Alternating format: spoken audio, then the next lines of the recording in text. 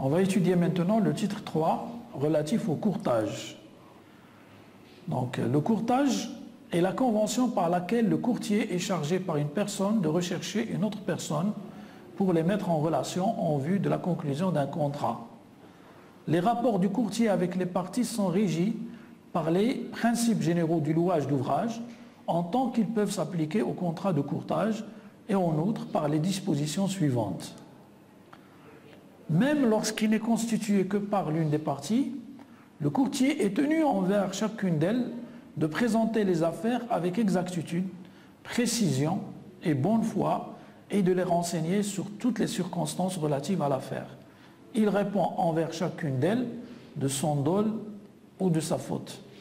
Le courtier répond des effets, objets, valeurs et documents qui lui sont confiés et qui concernent les affaires par lui traitées, s'il ne prouve qu'ils ont été perdus ou détériorés par une cause fortuite ou de force majeure.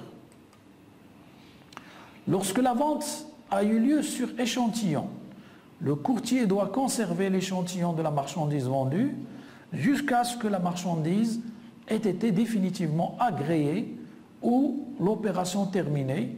Il n'est pas tenu de cette obligation si les parties l'en dispensent.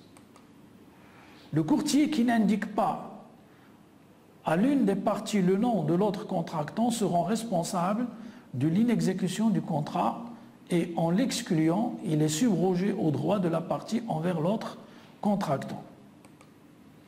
Le courtier est garant de l'authenticité de la dernière signature apposée sur les documents qui passent par ses mains et qui se rattachent aux affaires par lui traitées lorsque cette signature est celle de l'une des parties qui ont traité par son entremise.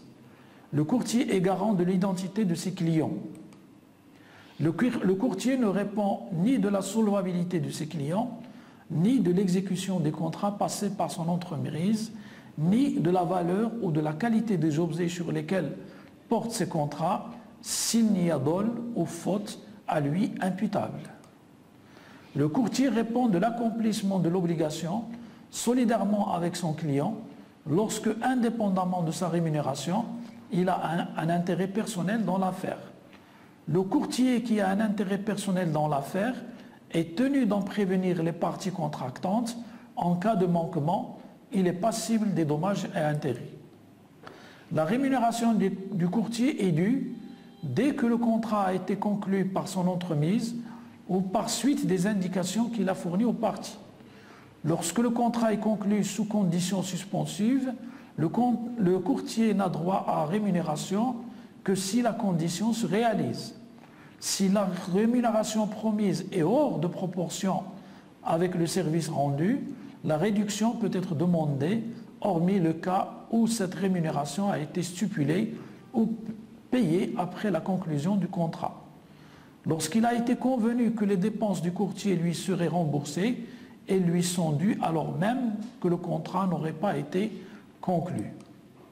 Si le contrat vient à être résolu par la suite, soit volontairement, soit par l'accord des parties, soit pour l'une des causes de récision prévues par la loi, le courtier ne perd pas le droit de réclamer sa rémunération et il ne doit pas restituer celle qu'il a déjà reçue, le tout à moins de dol ou de faute lourde à lui imputable.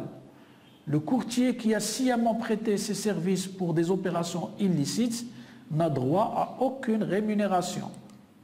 À défaut de convention, coutume ou d'usage contraire, la rémunération du courtier est due par celui qui l'a chargé de traiter l'affaire. Si le montant de la rémunération n'est pas déterminé par la convention ou par l'usage, le tribunal devra taxer, soit en vertu de son pouvoir propre d'appréciation, soit à dire d'experts, d'après ce qui est pratiqué pour des services analogues et en tenant compte des circonstances particulières de l'affaire, telles que le temps et la nature du travail. Quand il y a plusieurs courtiers constitués pour le même acte, ils sont solidairement responsables de l'exécution du contrat de courtage, à moins qu'ils n'aient la faculté d'agir séparément. Lorsque le courtier a été constitué par plusieurs personnes pour une affaire commune, chacune d'elles est tenue solidairement envers lui de tous les effets du contrat de courtage.